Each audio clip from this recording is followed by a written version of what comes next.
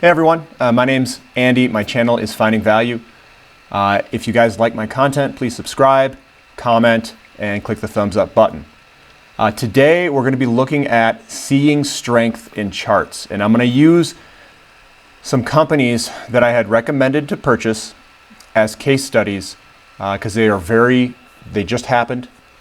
They're still good purchases, and I think you can obtain a lot of value by looking at these. So let's jump in. This is seeing strength in charts. So what we're looking at, and this is from technical analysis, is chart patterns. And most people, even on other YouTube clips, they look a lot only at the pattern itself. What they miss out on is the strength or weakness that you can see in the chart. We'll call it momentum changes. So we want to look for strength and weakness, and that mainly deals with momentum and how large candlesticks are. That's what I'm talking about with momentum. So what we want to see is we want to see small pullbacks in producers when markets are down big. It's showing signs of strength. It's showing that buyers are there. You're looking deeper than just the chart. You're doing comparisons real time. So if you have a market pullback, let's say the S&P 500 pulls back 4 or 5%. Is your company only pulling back 1%? Did it go up in a down market? Those are all signs of strength. We want to see big moves higher on small moves of the commodity or the overall market. That is showing that it has more strength than the overall market, and that buyers are controlling that stock. We want to see momentum changes in the candlesticks. It's the size of the bodies of the candlesticks are getting larger on the up days, and the size of the bodies of the candlesticks are smaller on the down days. And I'm going to show you guys on charts what this looks like. And the up days are much larger than the down days, and that's showing a momentum change. That momentum is changing and that it's putting in a bottom. So one of the case studies that I'm going to go over is Tilray. This one we're going to look at the charts first and then go over it. But you can see in the beginning of this chart, we've got a nice big uptrend here. It broke that uptrend and it deflated all the way back down. We were in a bubble up here. Now, down here, there's a whole bunch of changes that happened. You can obviously see this broke the downtrend. A whole bunch of changes happened. So we're going to focus in on this right-hand side to see what it looks like. So now we're focusing in on, and I've got a line here. This line here indicates a change. And that change is when the buyers took over control. They took control of Tilray from the sellers on this day right here. You didn't see many big up days. They were all kind of big down days coming through here. And then all of a sudden, something changed. Big up day, small pullback, big up days, small pullback, big volume. Buyers are stepping in. Then this chart from this point on looks different than it was in the downtrend if you were to look at the downtrend. You're seeing large up days, these big candlestick days everywhere, and small little pullback down days. The big up days and the small little down day pullbacks, big up day, small down days, big up day. You can see it everywhere and the volume's kicking in. This is a change. And then you can see a whole bunch on this side of the big up days, meaning it's going to go higher. This is where I was purchasing, was back here. That's where I was a buyer because I saw all these changes. The momentum changed. The candlestick bodies on the up days were larger than the down days. The volume was stepping in and buying it, and here I am with basically 100% increase in no time. And anyone that took my recommendations, they're probably up 75% or plus. So the case study here is, the chart had a step change in terms of buyers stepping in and controlling the market from the sellers. We had volume changes. The candlestick body lengths change on the up days and the small down days on pullbacks. Patterns move like they are going higher. The patterns here, because the buyers were in control. And pullback of the stock made a higher low. So this pullback here, we pulled up, we pulled back. This was higher than this, and we're starting to hit all these big candlestick up days. That's where I was like, ooh, gotta get in, pull back, buy, all in here. That's what you want to do. So let's apply what we learned to a different one. So SM Energy, that's another company, and we're looking for a downtrend break.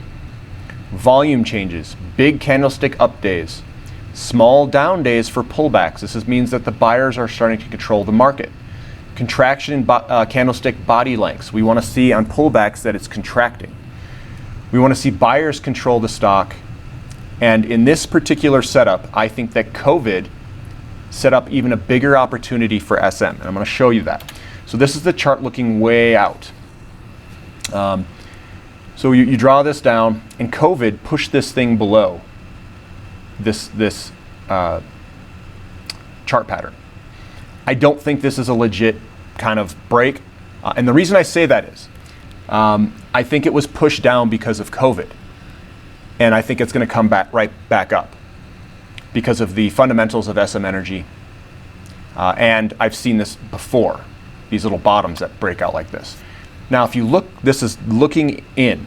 We're zooming in. So if you see a step change here, you see these big down days busted in here. And you can see some of these up days are starting to fight. Then there's a step change right here. The up days, small pullback. Bullish engulfing, volume stepping in. It's buying this stock up. Big moves higher with the big candlesticks that are very large. Small pullbacks. Big up days, big up day, big up day, big up day, and then the small pullback. You know, all these smaller down days, then these big up days. Then it deflated back down. The buyers ran out of strength, and there were still sellers there. So it leaked out, and we still had some volume stepping in. Big up day, nice small contraction down. That's where I got extremely aggressive and where I got excited, because we have that higher low, just like Tilray. Higher low, we've got the big volume stepping in. We've got the big up days and the small down days, which means that the buyers are starting to control this market. That this stock was going to go higher. Bullish piercing, bullish engulfing, big up day, contraction back. This is where I was buying heavily. It pulled back on me. I bought a little bit more. Boom, higher. We broke this downtrend. And I think we're going to see this stair-stepping pattern where it comes down, pull up, pull back, kind of that pattern here, which is the same pattern as this one right here. You pull up, and then you pull back with little down days. And then eventually, you're just going to keep going higher and higher and higher. Then, on top of this, we have a higher low. We've got a higher high here. When this breaks this pattern right here, this will be a higher high at, let's say, $7. This breaks $7, we're going to be in a new uptrend. And then it's however high, because we're in a market conditions that are conducive for oil and gas and commodities boom. So I see this going far, far higher. So the conclusion here is we want to find companies that exhibit these characteristics of bottoming. Load up the portfolio of these companies. Market conditions and valuations support a commodities boom. So we want to forge into the future with a completely different paradigm than the last paradigm. We are not in a declining interest rate environment because demographics and the housing market deficits are going to push inflation higher, which is going to push, the inflation is going to be a huge tailwind to all the commodities that we are looking at. It doesn't really matter. There's maybe only 3 or 4 commodities that aren't that great in the whole basket of commodities, but almost all of them are showing signs of deficits in the future. So we've got conditions that are lining up for a commodities bull market. At the same time, inflation and demographics are coming. This alignment is rare, and we need to start looking and finding companies that are putting in bottoms, just like SM Energy, just like Contango Energy, just like all the cannabis stocks, and a lot of the uranium stocks. We got to keep looking, finding that value and investing and loading up our portfolios with that value. We're going to play this with a strategy of sprinkling stuff out amongst all of these different commodities, amongst all these small caps. I'm using small caps. You can do bigger companies if you want. You're still going to prosper. So I'm using my speculative money to spread that all out and capture whatever gains these things are going to give me. I don't know which one's going to be the highest return, so I'm not going to confine myself to one sector, because that means that if something else goes a lot higher, I want to capture that gain. I don't want to miss out on something, because some of these are going to have very outsized returns. Typically, by doing the ratio investing, the deeper you can go back, the more leveraged ratio you have, natural gas being some of the largest leverage, those will be the ones that go up the most when in a commodities bull market, typically. But uranium, natural gas, oil, precious metals, they all look exceptionally good. Thank you for listening. If you think this content and you like this content, please subscribe and click the thumbs up button. Thank you.